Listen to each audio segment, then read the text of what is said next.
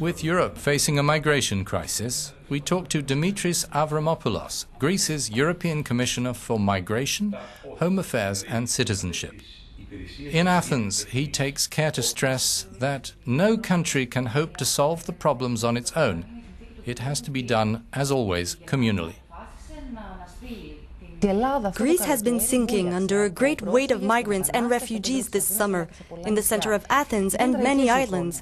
Tragic images. Who's to blame? The overwhelmed Greek government? Where is the EU? Nobody is to blame.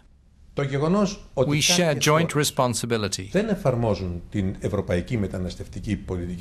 fact that some member states don't implement the common migration policy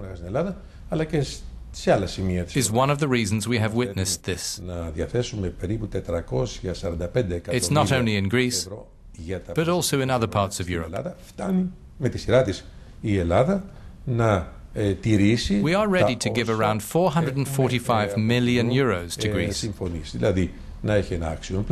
if the country fulfills the conditions that we decided jointly, which means it has to form an action plan, set up a managing authority, so that along with the United Nations, which wants to help in a humanitarian capacity, we can harmonize our management of the flow of migration. Να δημιουργήσουμε τις προϋποθέσεις για μια ομαλή διαχείριση των μεταναστευτικών ροών. Έχετε μιλήσει πολλές φορές.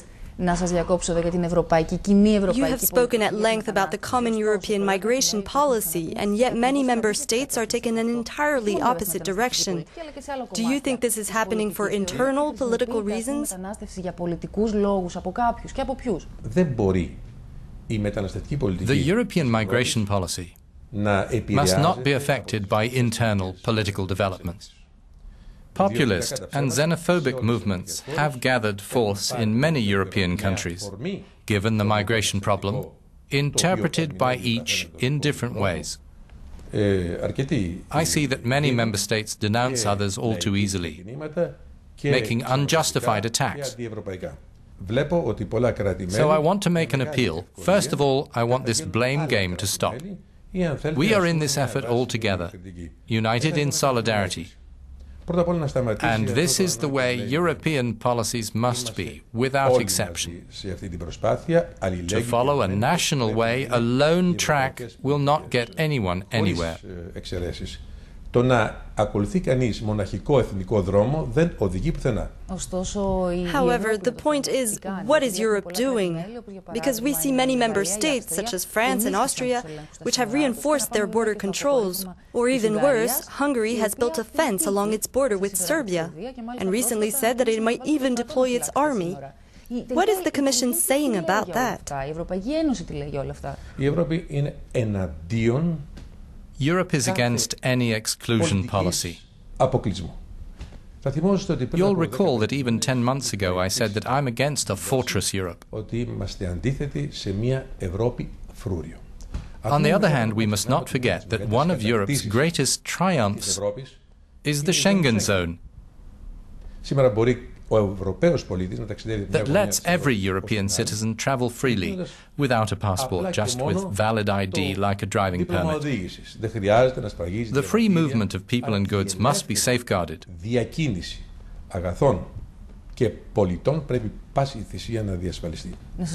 Let me ask you directly, are you going to impose punitive sanctions on Hungary, for example, for its policy? Any country which violates European law, and I am not referring specifically to Hungary, but to any country, there will be consequences. And especially the countries which violate the conditions of the Schengen Treaty. But Hungary needs help. Hungary, Greece and Italy are the European countries which need European contributions the most. We have decided to install hotspots in Greece and Hungary. They already exist in Catania in Italy.